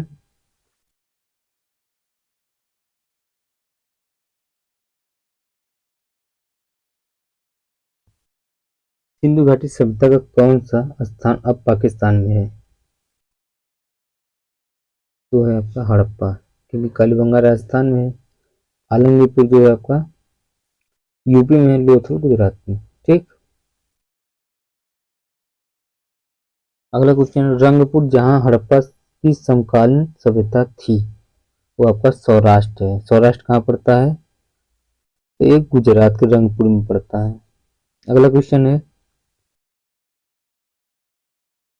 देहरी एक परवर्ती हड़प्पी पुरास्थल है, ये कहाँ पर? पंजाब में। क्योंकि देहरी एक परवर्ती पुरास्थल है जो पंजाब प्रांत के लुधियाना जिले में गोविंदगढ़ के पास स्थित है। देहरी स्थल चित्रित धूसर मृदभांड काल से संबंधित है, जो कि आर्यों के आगमन का काल भी है। सिंधु सभ्यता का कौन सा स्थान भारत में स्थित है? वो है आपका लोथल। क्योंकि सिंधु सभ्यता से संबंधित लोथल नामक पुरास्थल गुजरात के अहमदाबाद जिले में भोगवा नामक नदी के तट पर सरगवल गांव के समीप स्थित है। हड़प्पा मोहनजोदड़ो पाकिस्तान में स्थित है। ठीक। अगला क्वेश्चन है, वह हड़प्पी नगर जिसका प्रतिनिधित्व लोथल का पुरातत्व स्थल करता है, किस नदी पर स्थित है? ये आपका भोगवा नदी पर स्थित है। अब भोगवा नदी कहाँ पर है आपका? तो भोगवा नदी है आपका हड़प्पा नगर लोथल गुजरात के अहमदाबाद जिले में भोगवा नदी किनारे स्थित है। यह सर्वाधिक महत्वपूर्ण उपलब्धि हड़प्पाकालीन बंदरगाह है। हड़प्पा सभ्यता स्थल लोथल स्थित है, तो आपका गुजरात में। सिंधु घाटी सभ्यता का पतन नगर था, तो लोथल में। ठीक। अगला क्वेश्चन है, निम्नलिखित में से कौन सा एक हड़प्पा बंदरगाह है? लोथल। निम्न में से किस हड़प्पा कालीन स्थल से हल्का टेराकोटा प्राप्त हुआ है? तो है आपका बनावली। अब बनावली कहाँ पड़ता है? हरियाणा में के फतेहाबाद में। इंपॉर्टेंट है क्वेश्चन। अगला क्वेश्चन है, निम्नलिखित में से कौन सा सिंधु घाटी सभ्यता से संबंधित स्थल नहीं है? कालीबंगा है, रोपड़ भी है, लोथल भी, पाटलिपुत्र ना है। ये कहाँ पर? पाटलिपुत्र में ये नहीं होगा, क्योंकि जो पाटलिपुत्र है वो आपका कहाँ है स्थित? वो महाजनपद है। कालीबंगा, रोपड़ तथा लोथल सिंधु घाटी सभ्यता से संबंधित स्थल है, जबकि पाटलिपुत्र महाजनपद कालीन प्रमुख नगर एक है। भारत में हड़प्पा का बृहद स्थल क्या है? तो है राखीगढ़ी। राखीगढ़ी हरियाणा में पड़ता है। ठीक। अगला क्वेश्चन, भारत का सबसे बड़ा हड़प्पन पूरा स्थल कहाँ पर है? ये है आपका राखीगढ़ी। स्थापित सिंधु घाटी सभ्यता जिन नदियों के तट पर बसी थी वे थी क्या? सिंधु, चिनाब, झेलम, गंगा। तो जो है आपका सिंधु थी, सिंधु बाद चिनाब, झेलम, गंगा नदी नहीं, क्योंकि स्थापित सिंधु घाटी की सभ्यता का विस्तार उत्तर में से झेलम नदी, पूर्व तट पर दक्षिण में यमुना नदी, सहायक नदी हिंडन के तट तक माना जाता है। इसमें झेलम, सिंधु एवं चिनाब नदियों तो शामिल है, परंतु गंगा नदी इसमें शामिल नहीं है। अगला क्वेश्चन, सिंधु घाटी के लोग विश्वास करते थे आत्मा और ब्रह्मा में, कर्मकांड में, या प्रणाली में, या मात्र शक्ति में? तो जो इसका आंसर है वो आपका आयोग नहीं दिया है। इसमें हम बता दे रहे हैं कि सिंधु सभ्यता की जो लिपि को अभी तक पढ़ी नहीं जा सकी है। इस कारण लोगों को धार्मिक विश्वास के बारे में निश्चित तौर पर कुछ नहीं कहा जा सकता। उत्खनन में प्राप्त स्त्री मूर्तियां की बहुलता से मात्र शक्ति की उपासना का अनुमान लगाया जाता है, परंतु आकृतियों से विश्व की पूजा अनुमानित होती है। अग्निकुंड या यह वैदिकाएं भी प्राप्त हुई हैं। ठीक। तो इसका अगला क्वेश्चन है, सिंधु घाटी के लोग पूजा करते थे पशुपति की, इंद्र वरुण की, ब्रह्मा की, विष्णु। तो सिंधु घाटी में पशुपति पूजा की जाती है। सिंधु घाटी के लोग पशुपति शिव की पूजा करते थे। इसका प्रमाण मोहनजोदड़ो से प्राप्त एक मोहर है जिस पर योगी की एक आकृति बनाई गई है। ठीक है। अगला क्वेश्चन है, मोहनजोदड़ो एवं हड़प्पा की पुरातात्विक खुदाई के प्रभारी थे Lord Macaulay, sir John Marshall, Clive, colonel Tod. तो इसका आंसर है सर जॉन मार्शल, क्योंकि भारतीय पुरातत्व सर्वेक्षण विभाग के महानिदेशक सर जॉन मार्शल सन 1921 में दयाराम साहनी ने हड़प्पा तथा 1922 में राखाल दास बनर्जी ने मोहनजोदड़ो की टीलों का पता लगाया था? ये इंपॉर्टेंट क्वेश्चन है। अगला क्वेश्चन है, सिंधु घाटी सभ्यता को खोज निकालने में जिन दो भारतीयों का नाम जुड़ा हुआ है, राखलदास और बनर्जी, ये सही है दोनों का।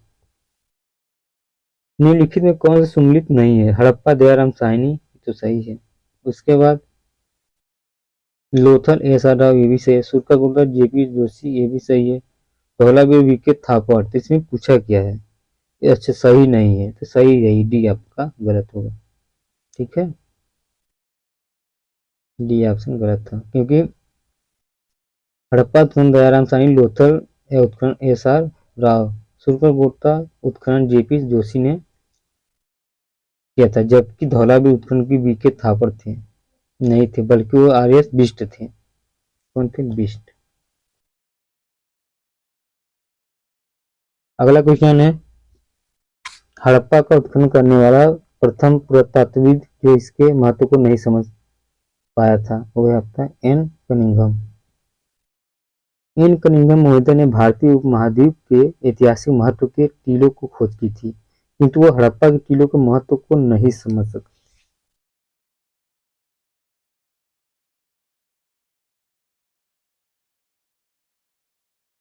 अगला क्वेश्चन है, निम्नलिखित में से कौन हड़प्पा और मोहनजोदड़ो के उत्खनन से संबंधित नहीं थे? R D. Banerjee, K N. Dikshit, M S. Vats, V N. Smith. जो इसका आंसर होगा आपका, नहीं समझ पाए तो वी.एन. स्मिथ थे, क्योंकि 1921 में दयाराम साहनी ने हड़प्पा का सर्वेक्षण किया था। वो 1926 में माधव स्वरूप वत्स हड़प्पा के सर्वेक्षण से संबंधित रहे। मोहनजोदड़ो की खोज सर्वप्रथम वर्ष 1922 में राखलदास बनर्जी की थी। इसके पुरातात्विक महत्व की ओर ध्यान आकर्षित किया गया था। अगला क्वेश्चन है, सिंधु सभ्यता की विकसित अवस्था में निम्नलिखित में से किस स्थलों से घरों में कुआं अवशेष मिले हैं? तो जो इसका मिला है स्थल, ये विवादित क्वेश्चन है, आयोग इसका आंसर नहीं, तो हम आपको बता रहे हैं। जया नारायण पांडे की पुस्तक में पुरातत्व मार्शल के पृष्ठ संख्या 386 या 220 संस्करण के अनुसार सिंधु सभ्यता के अधिकांश नगरों के लगभग प्रत्येक घर में निजी कुएं और स्नानागार होते थे और पानी की निकास के लिए नालियों की व्यवस्था थी। रामशरण शर्मा की पुस्तक प्राचीन भारत का इतिहास के पृष्ठ संख्या 78 के अनुसार कालीबंगा के प्राय सभी घरों में कुएं हैं। ठीक, अगला क्वेश्चन है, भारत में निम्नलिखित के आने का सही कालक्रम क्या है? सोने के सिक्के पहले आए थे, या आहत मुद्रा, चांदी के सिक्के आए थे, या लोहे का हल आया था, या नगर संस्कृति आया था? तो जो इसमें पहले जो आया था आपका लोहे का हल आया था। ठीक, नहीं यार, नगरों का संस्कृति, उसके बाद लोहे का हल आया था, उसके बाद आहत मुद्रा, चांदी के सिक्के, सोने के सिक्के बाद में आए थे। ठीक है, तो जिसका आंसर होगा डी ऑप्शन होगा।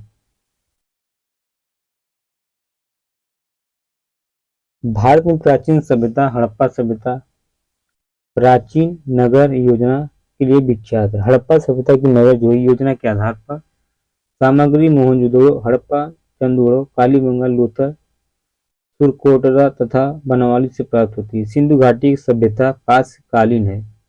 लोहे का ज्ञान कांसे के बाद वैदिक काल में लगभग 1000 ईसा पूर्व में हुआ था।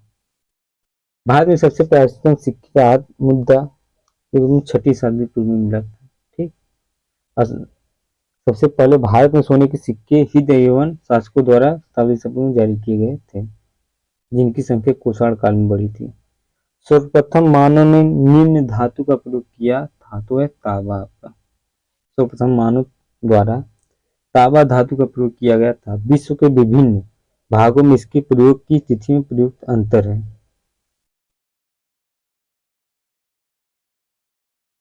हाथी दांत का पैमाना हड़प्पी संदर्भ में मिला है, तो है आपका लोथल।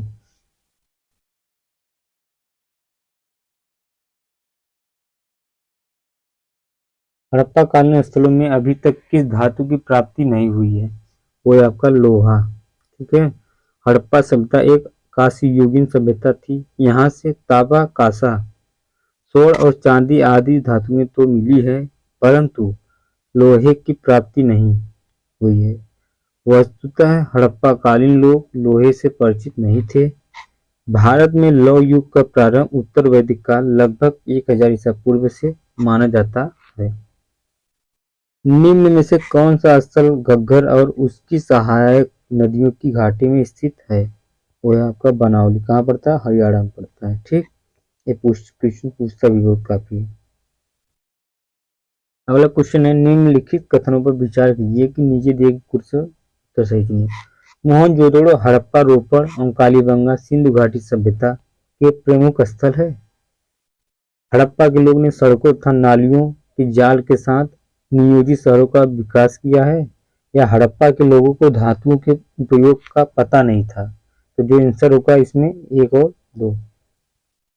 ठीक, क्योंकि हड़प्पा, मोहनजोदड़ो, रोपड़, लोथल एवं कालीबंगा सिंधु घाटी सभ्यता के प्रमुख स्थल हैं। सिंधु सभ्यता में सड़कें एक दूसरे को समकोण पर काटती थी। ऑक्सफोर्ड प्रणाली थी। सड़कों के दोनों किनारों पर पक्की नालियां बनाई जाती थी, जिन्हें बड़ी ईंटों तथा पत्थर के टुकड़ों से ढका जाता था। इस समय सोने तथा चांदी के आभूषण बनाए जाते थे। तांबे के साथ टीन मिलाकर कांसा तैयार किया जाता था।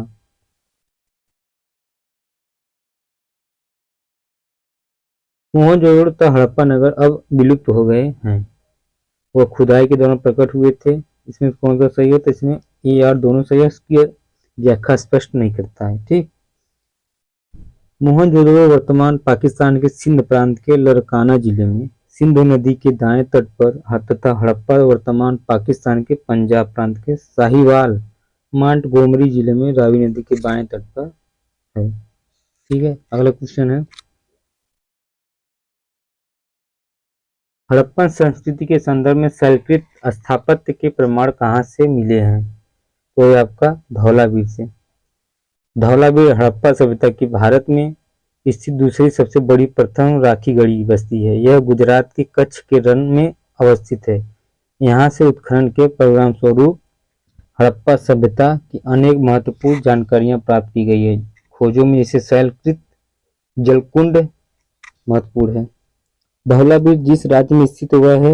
गुजरात। कौन सा हड़प्पी नगर 3 भागों में विभक्त है? तो है आपका धौलावीरा, क्योंकि धौलावीर नगर आयताकार बना था। यह नगर 3 भागों में किला, मध्यनगर, निचला नगर में विभाजित किया गया है। ठीक, अगला क्वेश्चन, निम्नलिखित में से कौन से स्थल में 3 नगरों के अवशेष प्राप्त हुए हैं? तो मोहनजोदड़ो, संघोल, कालीबंगा, धौलावीरा। एक उपयुक्त में से कोई नहीं, तो इसमें से कोई सही नहीं है। ठीक, अगला क्वेश्चन है, निम्नलिखित में से कौन सा प्राचीन नगर अपने उन्नत जल संचयन और प्रबंधन प्रणाली के लिए सुप्रसिद्ध है, जहां बांधों की श्रृंखला का निर्माण किया गया था और संबद्ध जलाशयों में नगर के माध्यम से जल को प्रवाहित किया जाता था? तो कौन सा है? वो धौलावीरा है। ठीक, एक उन्नत जल प्रबंधन व्यवस्था का साक्ष्य प्राप्त हुआ है धौलावीर से।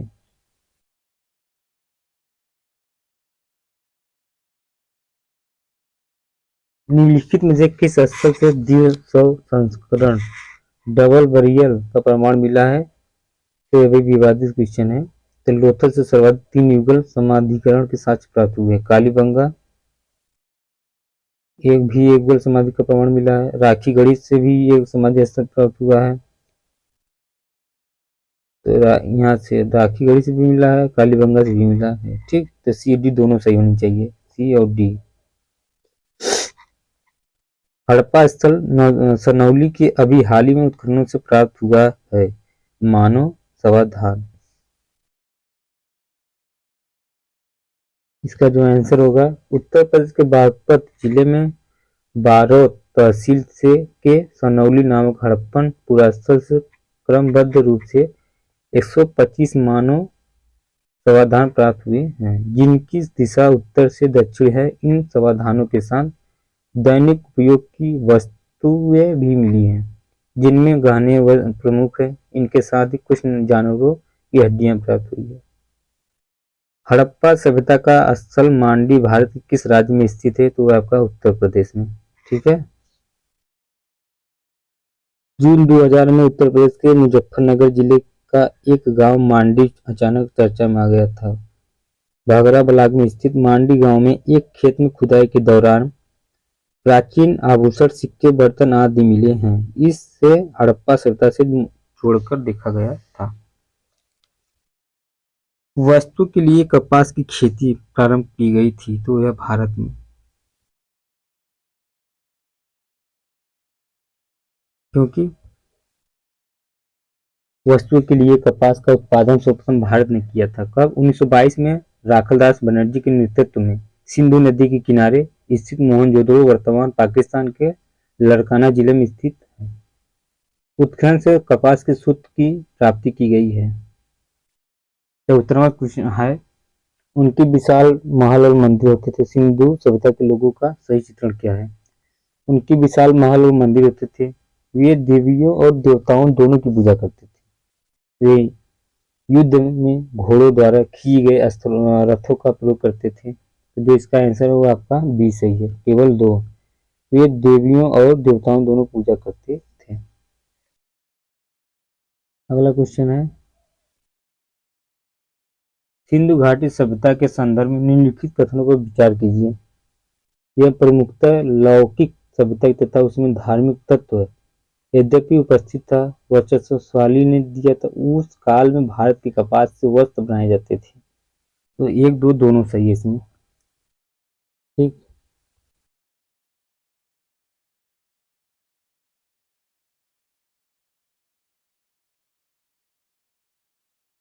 सिंधु घाटी सभ्यता के संदर्भ में सामान्यतः माना जाता है कि यह प्रधानतः लौकिक सभ्यता थी। इसमें धार्मिक तत्व यद्यपि उपस्थित थे, किंतु वर्चस्वशाली नहीं था। सिंधु सभ्यता में अनेक स्थलों से कपास के रेशों से निर्मित वस्त्र के साक्ष्य मिले हैं, जिससे स्पष्ट होता है कि वहां के लोग इसका निर्माण करते थे। निम्न स्थानों पर किस स्थान पर सिंधु घाटी सभ्यता से संबंध विख्यात विषण मुद्रा प्राप्त हुआ है? वह का मोहनजोदड़ो। क्योंकि मोहनजोदड़ो से प्राप्त कुबड़ वाले बैल की आकृति युक्त मुहर की कलात्मक की भूरी भूरी प्रशंसा मार्शल मोहिते ने की थी। ठीक। अगला क्वेश्चन है, निम्नलिखित में से किस पशु का अंकन हड़प्पा संस्कृति की मोहरों पर नहीं मिलता है? वो है आपका घोड़ा। क्योंकि सिंधु घाटी सभ्यता के कुछ स्थलों से घोड़े के अस्थि अवशेष प्राप्त हुए हैं, लेकिन उसका अंकन हड़प्पा की मोहरों पर नहीं मिलता है। ठीक। अगला क्वेश्चन है, किस पशु के अवशेष सिंधु घाटी सभ्यता में प्राप्त नहीं हुए हैं? वो है आपका शेर। ठीक। दिए गए विकल्पों में गाय और हाथी के अवशेष तो सिंधु घाटी सभ्यता से प्राप्त हुए हैं, किंतु घोड़े के अवशेष सिंधु घाटी की सभ्यता से प्राप्त के संबंध में विद्वानों में मतभेद है। आधुनिक उत्खनन के निष्कर्षों के आधार पर अनेक विख्यात विद्वानों ने घोड़े के अवशेषों के सिंधु घाटी सभ्यता से प्राप्त होने का अभिमत की पुष्टि की है।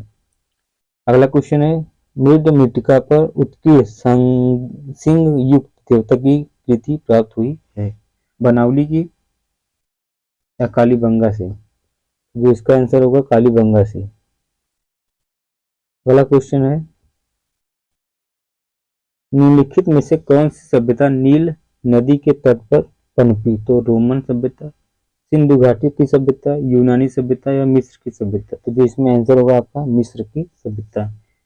मिस्र की सभ्यता का विकास नील नदी के द्रोणी में हुआ था। नील नदी विश्व की इस प्राचीन सभ्यता के आधार पर भी मिस्र के नील नदी उपहार कहा जाता था। निम्नलिखित सभ्यताओं का उत्तर से दक्षिण की सही क्रम बताइए। एग्जेट, माया, मुइस्का, इंका? जो का इसके आंसर होगा। उसके बाद लेखन कला की उचित प्रणाली विकसित करने वाली सर्वप्रथम प्राचीन सभ्यता है सुमेरिया। सुमेरिया सभ्यता के लोग प्राचीन विश्व के प्रथम लिपि आविष्कर्ता थे। इनकी प्रारंभिक लिपि का स्वरूप अत्यंत सरल एवं आदिम था। सुमेरिया के क्यूनिफॉर्म लिपि को सामान्यतः प्राचीनतम लिपि माना जाता है। दोस्तों आज 2 चैप्टर खत्म कर दिए हैं, अगले वीडियो में वैदिक काल से पढ़ाएंगे। ठीक है, थैंक यू।